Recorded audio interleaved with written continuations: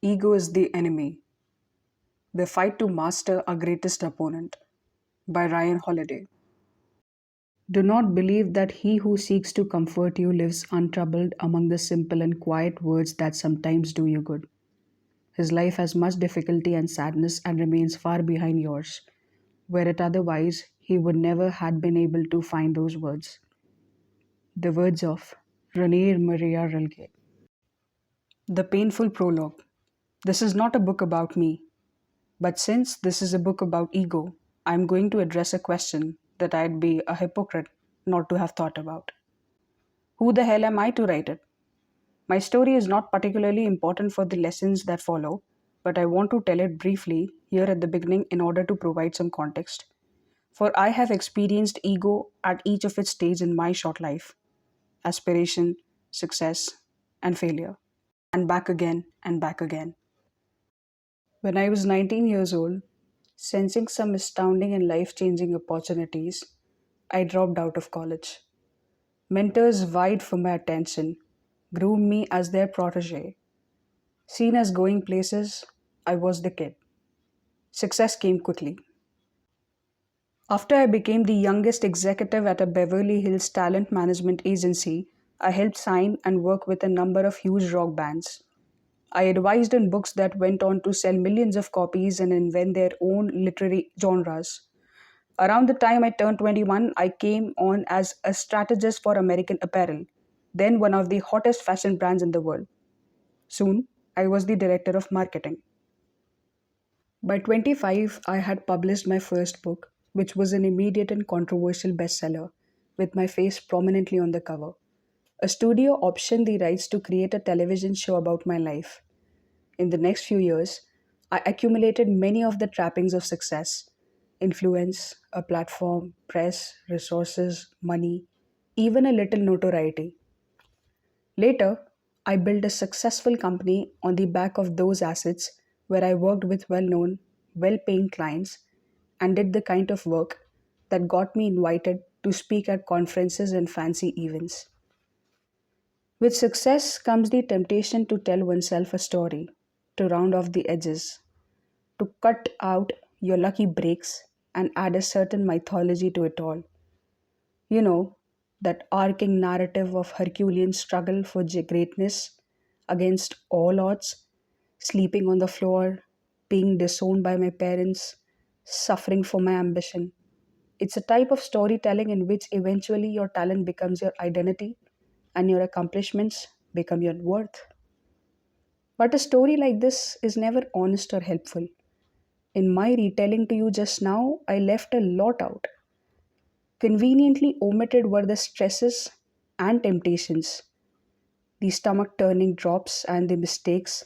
All the mistakes were left out on the cutting room floor in favor of the highlight reel. They are the times I would rather not discuss. A public evisceration by someone I looked up to, which so crushed me at the time when I was later taken to the emergency room. The day I lost my nerve, walked into my boss's office, and I told him that I couldn't cut it and was going back to school and meant it. The ephemeral nature of bestsellerdom and how short it actually was, a week, the book signing that one person showed up at, the company I founded tearing itself to pieces and having to rebuild it twice. These are just some of the moments that get nicely edited out. This fuller picture itself is still only a fraction of a life, but at least it hits more of the important notes, at least the important ones for this book: ambition, achievement, and adversity. I'm not someone who believes in epiphanies. There is no one moment that changes a person, there are many. During a period of about 6 months in 2014, it seemed those moments were all happening in succession. First, American Apparel, where I did much of my best work, teetered on the edge of bankruptcy, hundreds of millions of dollars in debt, a shell of its former self. Its founder, who I had deeply admired since I was a young man, was unceremoniously fired by his own hand-picked board of directors, and down to sleeping on a friend's couch. Then the talented agency where I made my bones was in similar shape, sued peremptorily by clients to whom it owed a lot of money. Another mentor of mine seemingly unraveled around the same time, taking a relationship with him. These were the people I had shaped my life around, the people I looked up to and trained under. Their stability, financially, emotionally, psychologically, was not just something I took for granted. It was central to my existence and self worth. And yet, there they were, imploding right in front of me, one after another. The wheels were coming off, or so it felt. To go from wanting to be like someone your whole life to realizing you never want to be like him is a kind of whiplash that you cannot prepare for. Nor was I exempt from this dissolution myself. Just when I could least afford it, problems I had neglected in my own life began to emerge. Despite my successes, I found myself back in the city I started in, stressed and overworked, having handed much of my hard earned freedom away because I couldn't say no to money and the thrill of a good crisis. I was wound so tight that the slightest disruption sent me into a sputtering, inconsolable rage. My work, which had always come easy, became labored. My faith in myself and other people collapsed. My quality of life did too. I remember arriving at my house one day after weeks on the road and having an intense panic attack because the Wi Fi wasn't working. If I don't send these emails, if I don't send these emails, if I don't send these emails, and so on. You think you are doing what you're supposed to. Society rewards you for it. But then you watch your future wife walk out the door because you aren't the person you used to be. How does something like this happen? Can you really go from feeling like you are standing on the shoulders of giants one day and then the next you're prying yourself out of the rubble of multiple implosions, trying to pick up the pieces from the ruins? One benefit, however, was that it forced me to come to terms with the fact that I was a workaholic, not in an, oh, he just works too much kind of way, or in the just relax and play it off sense. But more, if he doesn't start going to meetings and get clean, he will die an early death. I realized that the same drive and compulsion that had made me successful so early came with a price, as it had for so many others. It wasn't so much the amount of work, but the outsized role it had taken in my sense of self. I was trapped so terribly inside my own head that I was a prisoner to my own thoughts. The result was a sort of treadmill of pain and frustration, and I needed to figure out why, unless I wanted to break in an equally tragic fashion. For a long time, as a researcher and writer, I have studied history and business. Like anything that involves people, seen over a long enough timeline, universal issues begin to emerge. These are the topics I had long been fascinated with. Foremost amongst them was ego. I was not unfamiliar with ego and its effects. In fact, I had been researching this book for nearly a year before the events I have just recounted for you. But my painful experiences in this period brought the notions I was studying into focus in ways that I could never have previously understood. It allowed me to see the ill effects of ego played out not just in myself or across the pages of history, but in friends and clients and colleagues, some at the highest levels of many industries. Ego has cost the people I admire hundreds of millions of dollars and, like Sisyphus, rolled them back from their goals just as they have achieved them. I have now at least peeked over the precipice myself. A few months after my own realization, I had the phrase, ego is the enemy, tattooed on my right forearm. Where the words came from, I don't know. Probably from a book I read long ago, long ago. But they were immediately a source of great solace and direction. On my left arm, the similarly muddled attribution.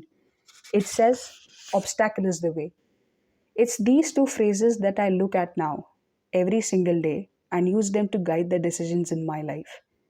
I cannot help but see them when I swim, when I meditate, when I write, when I get out of the shower in the morning, and both prepare me, admonish me to choose the right course in essentially any situation I might face. I wrote this book not because I have attained some wisdom I feel qualified to preach, but because it's the book I wish existed at critical turning points in my own life. When I, like everyone else, was called to answer the most critical questions a person can ask themselves in life: who do I want to be? And what path will I follow? And because I found these questions to be timeless and universal, except for this note, I have tried to rely on philosophy and historical examples in this book instead of my personal life. While the history books are filled with tales of obsessive visionary geniuses who remade the world in their image with sheer, almost irrational force, I found that if you go looking, you'll find the history is also made by individuals who fought their egos at every turn, who eschewed the spotlight, and who put their higher goals above their desire for recognition. Engaging with and retelling these stories has been my method of learning and absorbing them. Like my other books, this one is deeply influenced by Stoic philosophy and indeed all the great classical thinkers. I borrow heavily from them all in my writing, just as I have leaned on them my entire life.